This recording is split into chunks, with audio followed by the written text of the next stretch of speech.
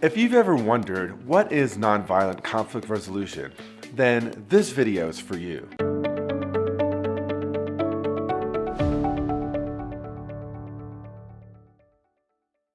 The war in Ukraine, the insurrection at the nation's capital on January 6th, the Will Smith slap heard round the world, the takedowns and battles in movies and TV from Marvel Comics to NCIS. It seems like we are surrounded by examples of violent, costly, and bloody approaches to conflict resolution. But in this video, I'll define what nonviolent conflict resolution is, why it's realistic and preferable to violent approaches to conflict resolution, and I'll give you skills on how to diffuse conflict. And by the end, I'll give you 5 skills so that you'll know how to diffuse any argument. First, let's start with what I mean by nonviolent conflict resolution. For me, nonviolent conflict resolution is simply an approach to handling conflicts, whether at the international level or within one's family, school, or community, without resort to physical violence. There are a number of theories and approaches to nonviolence that are related to nonviolent conflict resolution, but also have more precise meanings or philosophies or approaches, and I want to distinguish what I'm discussing here from those more formal approaches, mostly not to confuse those who may have read about them or studied them or even practiced them. For example, Marshall Rosenberg and his colleagues have written an influential and important book on nonviolent communication. One can get trained and certified in this specialized approach to communication. Similarly, Gandhi, Martin Luther King Jr., John Lewis, and others adopted a nonviolent approach to not only conflict resolution, but to broad societal change and to disrupting power structures. Its goal is to transform relationships, societies, and adversaries through nonviolent direct action so that individuals are not oppressed or exploited. The goal is to build power with others to shape society. So I'd urge those of you with a deep interest in nonviolent conflict resolution and communication to read Rosenberg's work as well as to read John Lewis's fabulous memoir, Walking in the Wind. But for our purposes today, I want to look at nonviolent conflict resolution less as coming from a particular approach or philosophy and from a much more practical perspective. What are the component skills required for nonviolent conflict resolution? First, let me say 2 things. One I think is obvious and one that may be less so to many. First, the obvious. Nonviolent conflict resolution matters. It matters because whenever humans resort to violence to resolve their differences, the costs are very high.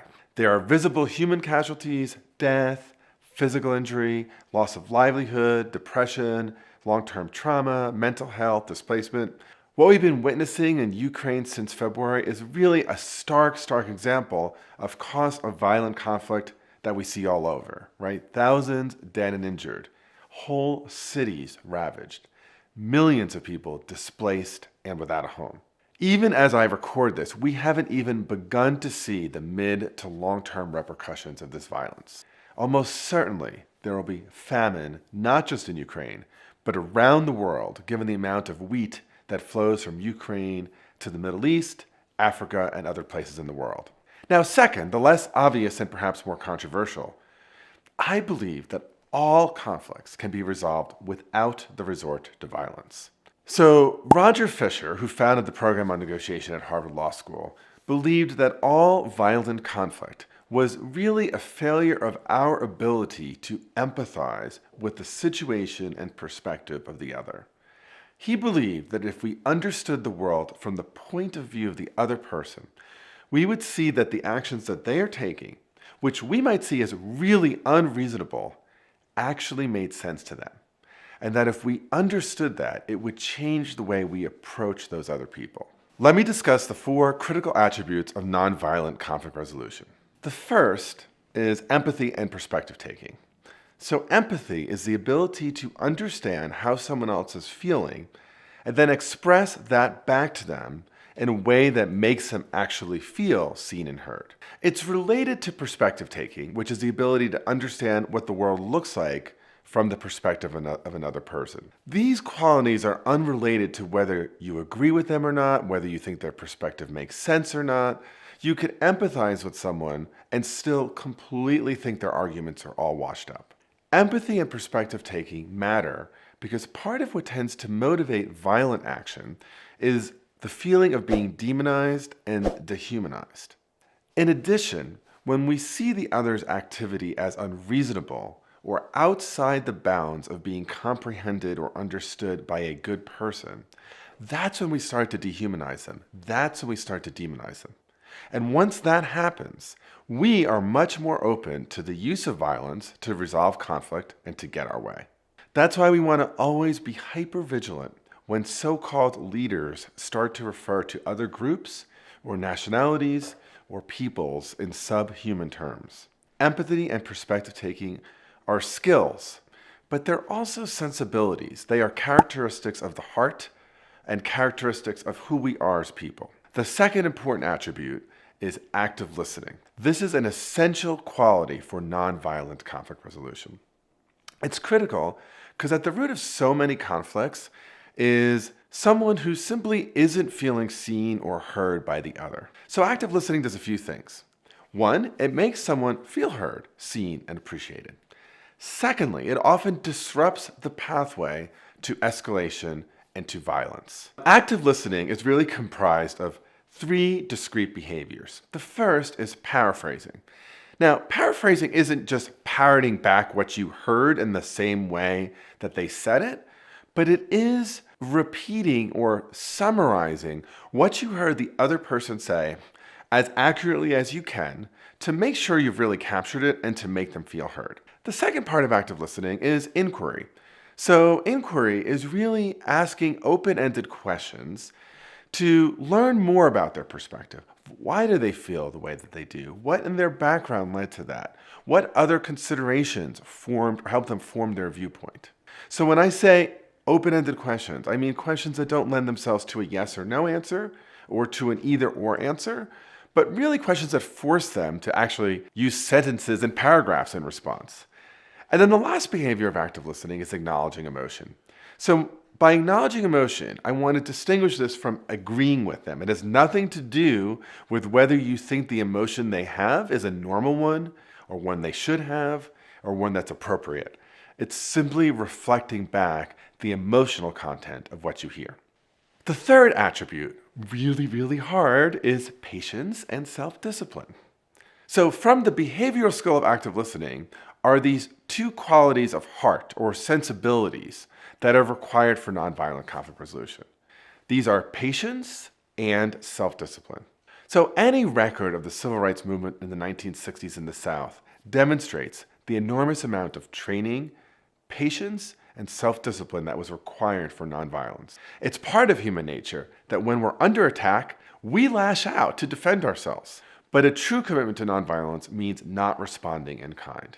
In his memoir, Walking in the Wind, the late Congressman John Lewis discusses the amount of training and the amount of self-discipline that members of the Student Nonviolent Coordinating Committee, or SNCC, underwent to be truly committed to nonviolence. Recently, I was watching the 2021 rendition of West Side Story. The main character, Tony, promised Maria, his love, that he would intervene in an upcoming fight between two gangs, the Jets and the Sharks, to prevent it from happening. And in this harrowing scene, Tony suffers repeated blows from the leader of the Sharks, Bernardo, and he does not respond in kind. But then things escalate because Bernardo knifes Tony's best friend, Riff. And that's when the discipline and the patience are gone. Tony retaliates. He stabs Bernardo, and an all-out fight ensues. Let go!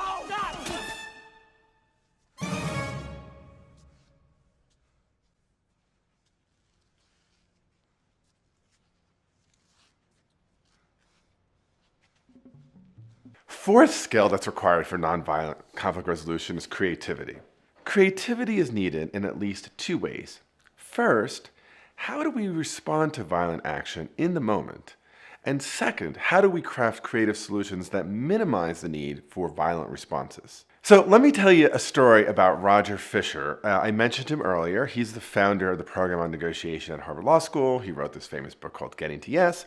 And it turns out he was tangentially involved in the Camp David Accords that brought about peace between Israel and Egypt under the administration of President Carter. And there was this moment in the negotiations when They were deadlocked. And what they were specifically deadlocked around was the return of the Sinai Peninsula, which Israel had captured in a war against Egypt. Under what terms, or if at all, would that Sinai Peninsula be returned to Egypt? And at some point, the then president of Egypt got very upset and said, "You do not understand. Egyptian sovereignty is not negotiable." And the then prime minister of Israel, Menachem Begin, said, "Well, you don't understand. Israeli security is not negotiable." Listening to that, Roger Fisher actually used that active listening skill, particularly inquiry, to understand more what each of the parties meant.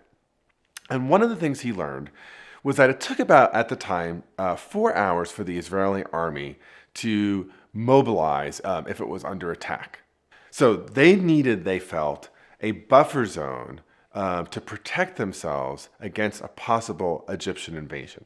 But hearing that, what Roger Fisher suggested was that they simply go to the Israeli border and measure 4 hours of tank traveling time from the border through the Sinai Desert, and then draw a line. And from that line to the Israeli border would become a demilitarized zone. So the land itself would be returned to Egypt. All of the natural resources would be Egypt's. Egyptian flags would fly on it, but there'd be no Egyptian armaments. That bit of creativity is what solved the deadlock that led to the Camp David Accords. And even to this day, there is a demilitarized zone in the Sinai that is patrolled by Americans to make sure that this peace treaty holds.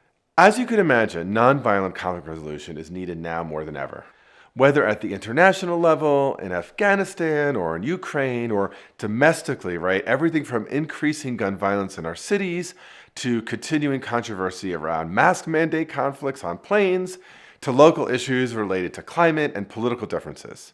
A commitment to the nonviolent resolution of these conflicts will mean the difference between our continued existence and flourishing on this planet, or wars, death, and ultimate annihilation. So, if you want to develop your own nonviolent conflict resolution skills, consider taking some classes I offer through the Cambridge Negotiation Institute. Stick around and watch my video on how to stay calm during a difficult conversation. I'm Bob Bordone. Thanks for watching, and let's keep negotiating. Here's the next video. Don't forget to click on it. Stay calm with me.